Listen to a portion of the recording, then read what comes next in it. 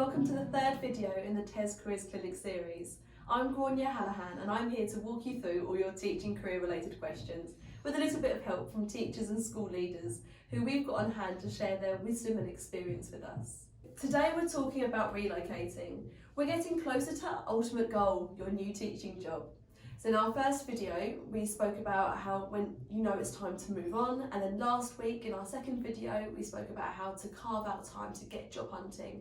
If you haven't watched them yet, you can just click the links below and watch them now. Relocating for a teaching job is something you might be considering for a number of reasons. You might be wanting to move to be near family or friends, better quality of life, or perhaps moving to accommodate a partner or a dependent's job or education.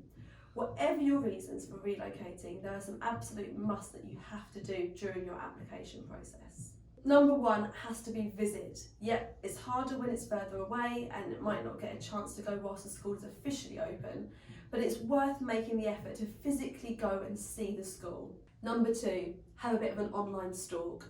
When you're going out of area, you won't always have the same benefit of knowing people at the school to give you a sense of what that school is like.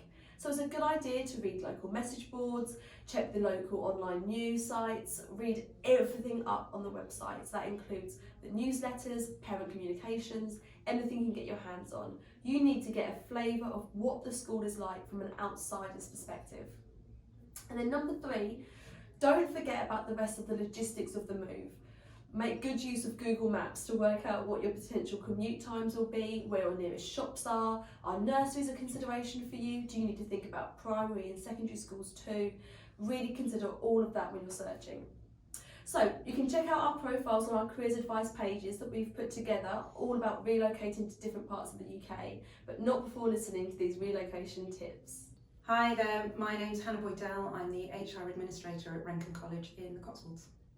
If you were looking to move to a new school in a completely different area, the sort of things that you want to be asking the school is where should I be living? You know, if the school's equidistant between two different towns, which is the one that's going to fulfill me from my lifestyle perspective? You know, think about sport that you undertake or anything that you do to do with the arts or singing or acting or drama, anything that you get involved in outside of school. You want to be making sure that you live somewhere that you can continue that sort of thing. Hi, my name's Hannah Plimmer and I'm a Senior Recruitment Advisor at ARC. If you're a teacher relocating to a new area and you want to know a bit more about schools that are in the area, one thing to do is to use the government school finder website.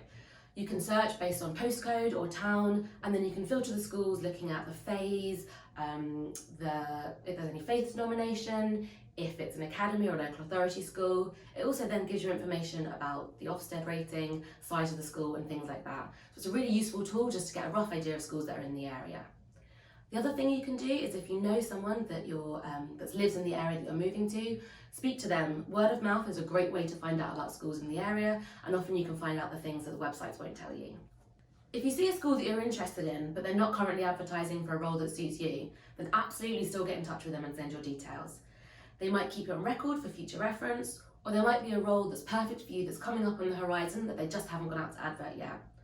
If it's a school in a multi-academy trust, there might not be something in that school, but they might know of a school in the local area that could have something suitable for you. So it's always best to get in touch because you never know. The other thing you can do is lots of schools and multi-academy trusts have the option for you to sign up to job alerts on their website. So it means that if there isn't something suitable right now, you can enter your details and you'll get an email as soon as the perfect role comes up.